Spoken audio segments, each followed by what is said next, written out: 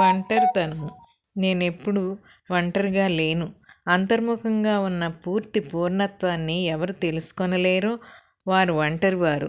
అంతర్ముఖంగా ఉన్న నిండుతనాన్ని గుర్తించకుండా బహిర్గత విషయాల మీద నువ్వు ఆధారపడటం మొదలుపెడితే నువ్వు నిజంగా ఏకాకివే.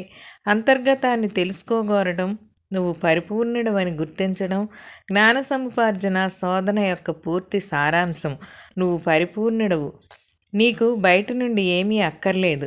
ఎలాంటి సమయంలో ఏమైనా నువ్వు ఒంటరివాడుగా ఉండనక్కర్లేదు. నాకు 16 సంవత్సరాల ప్రాయంలో ఒకరోజు హిమాలయాల్లో ఉన్న మా గుహ బయట నిలుచుని ఉండగా చాలామంది మనుషులు సమీపిస్తుండటం చూశాను. వాళ్ళు నా దగ్గరకు సమీపించాక ఆ బృందం కార్యదర్శిని భటులతో ఉన్న రాజకుమారిని నేను గుర్తించాను. ఆయన నన్ను సమీపించి అహంభావంతో, బ్రహ్మచారి, నేను మీ గురువుగారిని దర్శించడానికి వచ్చాను అన్నారు. అదే గొంతుతో ఆయన్ని మీరు చూడలేరు అని జవాబిచ్చాను.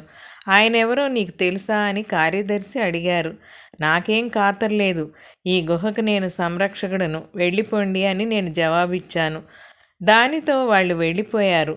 వాళ్ళు ఎన్నోసార్లు తిరిగి వచ్చారు, కానీ లాభం లేకపోయింది. ఎందుచేతనంటే నేను చాలా అరుదుగా మా గురువుగారిని చూడడానికి ఎవరినైనా అనుమతించేవాణ్ణి. ఆయన నిశ్చలతత్వానికి భంగం కలగకుండా కాపాడాలని నా కోరిక. గర్వాంధులను చూడడానికి మాకు ఇష్టం లేదు. ఒక్కొక్కసారి మా గురువుగారితో ఈ ధనవంతులు ఎక్కడెక్కడి నుండో వస్తారు, మీరేమో వారిని చూడటానికి ఇష్టం లేదంటారు, ఇది బాగుందా అని అడిగేవాణ్ణి. ఆయన చిరునవ్వు నవ్వి ఇలా జవాబిచ్చేవారు. నేను నాలోని స్నేహితునితో సంతోషంగా ఉన్నాను. నేను వాళ్ళని ఎందుకు చూడాలి? వీళ్ళ నిజమైన ఆపేక్షకులు కారు. వారికి ప్రాపంచిక విషయాలు కావాలి. ఒకరికి సంతానం కావాలి, మరొకరికి గొప్ప హోదా కావాలి. వారికి పారమార్థిక చింత లేదు. వాళ్ళని నన్నెందుకు చూడమంటావు? ఆఖరికి రాజ్యమేలుతున్న రాజకుమారుడు నేను తన హోదాని ఖాతరు చేయనని గుర్తించి తన ప్రవర్తన మార్చుకున్నారు. మరొకసారి వచ్చినప్పుడు నమ్రతతో, అయ్యా, నేను మీ గురువుగారిని చూడవచ్చా అని అడిగారు. మా గురువుగారు నిశ్చలంగా కూర్చుని ఉన్న గుహలోనికి ఆయన్ని తీసుకెళ్లాను. నమ్రతగా ఉండాలని, తన విదేశ సంస్కృతి ప్రవర్తన చూపాలని ఆయనను అనుకున్నారు. అయ్యా, మీరు ఒంటరితనంలో ఉన్నట్లుగా ఉంది అని అన్నారు. మా గురువుగారు, అవును, మీరు వచ్చారు కదా, మీరు రాకముందు నాలోని స్నేహితుని సహవాసంతో ఆనందిస్తున్నాను. మీరు వచ్చారు కాబట్టి ఒంటరివాడిని అయ్యాను అని అన్నారు. అన్ని సహవాసాలలో స్వీయ సహవాసం అత్యుత్తమమైనదన్నది సత్యం. తనలోని సత్యమగ ఆత్మ, రియల్ సెల్ఫ్తో ఆనందించడం నేర్చుకునేవారు ఎప్పటికీ ఒంటరివారు కారు. మనల్ని ఒంటరిని చేసేది ఎవరు? మనని తెలుసునని ప్రేమిస్తున్నామనేవారు మనల్ని ఒంటరివానిగా చేస్తారు. మనని ప్రేమిస్తున్నవారు మనకు ఒంటరితనం కలుగజేసి వాళ్ళ మీద ఆధారపడేట్లు చేస్తారు. మనలోని శాశ్వతమైన మిత్రుని మర్చిపోతున్నాము. రియల్ సెల్ఫ్ని తెలుసుకోవడం నేర్చుకున్నప్పుడు బాహ్యమైన వాటి మీద మనం ఆధారపడటం, బాహ్య బంధుత్వాల మీద ఆధారపడటం అనే అవివేకమును పారద్రోలవలసిన అవసరం ఉన్నది. బంధుత్వము, జీవితము ఒకే అర్థము కలవి, విడదీయలేనివి. లోపలి మిత్రుని తెలుసుకున్నవారు అందరినీ ప్రేమిస్తారు, ఇతరుల మీద ఆధారపడరు. వాళ్ళు ఎప్పుడూ ఒంటరివారు కారు. ఒంటరితనము ఒక జబ్బు.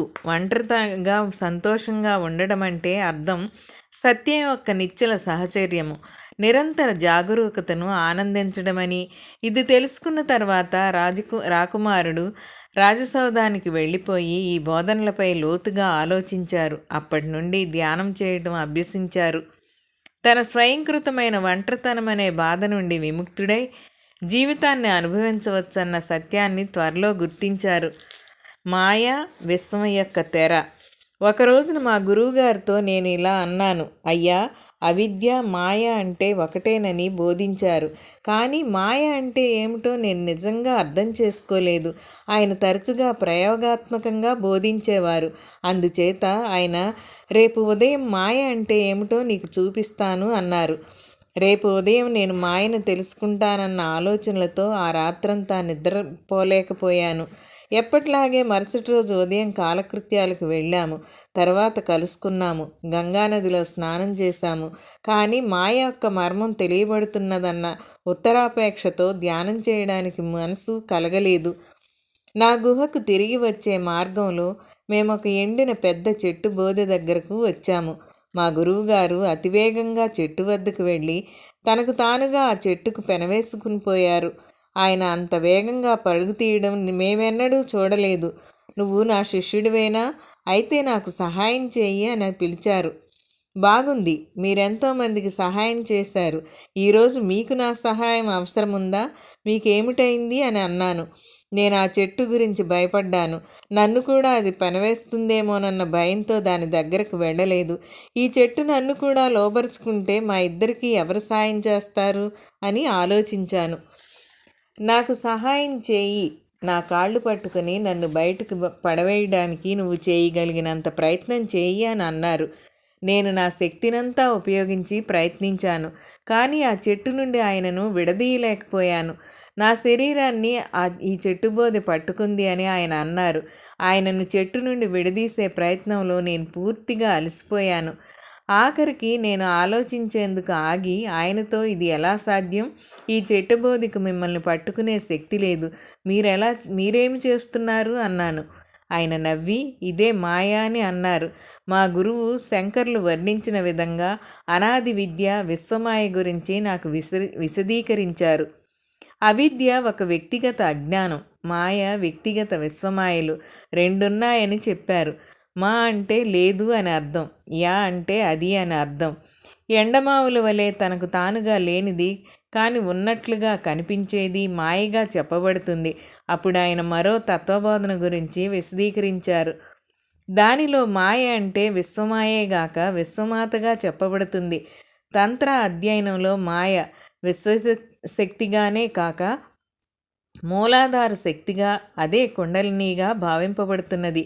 ఒకని జాగృతిని వాస్తవికతపై కేంద్రీకరింపజేస్తే ఈ నిద్రాణ శక్తి మేల్కొనబడి చైతన్య కేంద్రంనకు పంపబడుతుంది. ఎప్పుడైతే మానవునికి ఈ శక్తితో సంపర్కం కలుగుతుందో అతను సులభంగా జాగృతిలోని అత్యుత్తమ స్థాయిని చేరుకుంటాడు. ఎవరైతే ఈ శక్తి యొక్క శక్తిని మేల్కొల్పరో వారు ఎప్పటికీ మృగతుల్యులుగా, అజ్ఞానులుగా మిగిలిపోతారు. ఈ మాయాతత్వాలను వర్ణించిన తర్వాత ఆయన ఇలా అన్నారు. ఏది లేదో దాన్ని నమ్ముతూ దానికై మన మనస్సును, శక్తిని, వనరులను ఉపయోగిస్తే అది ఉన్నట్లుగా కనపడుతుంది. అదే మాయ.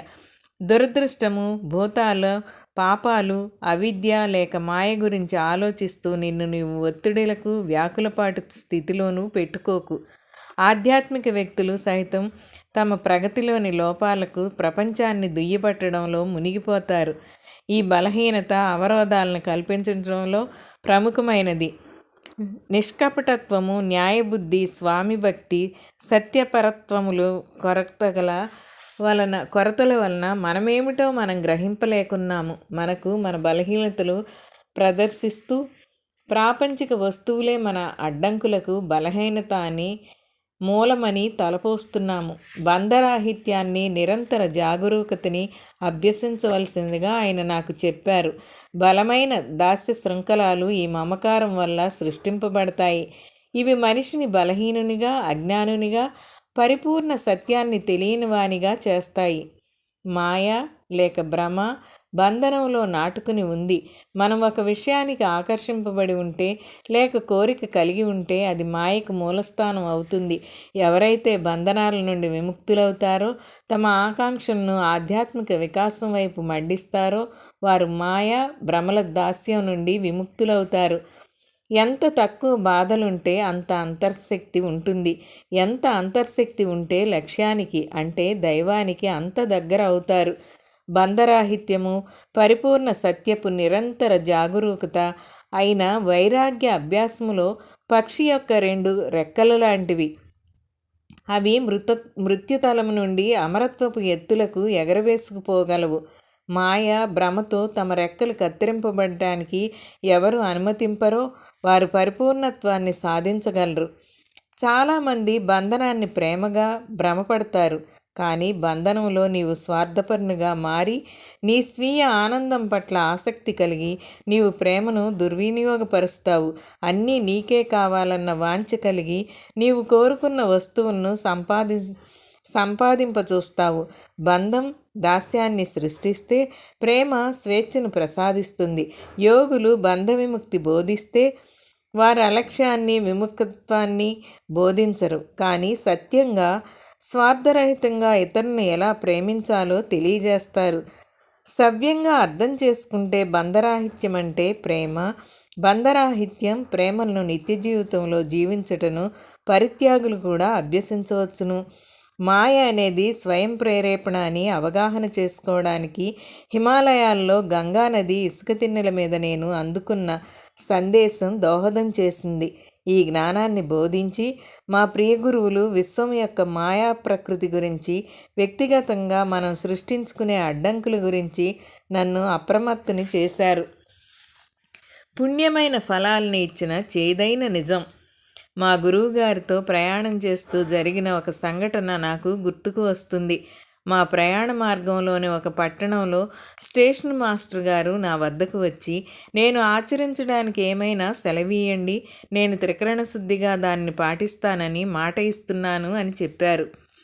ఏదైనా నిర్దిష్టమైనది ఆచరించడానికి ఆయనకి ఇయ్యి అని గురువుగారు నాతో అన్నారు.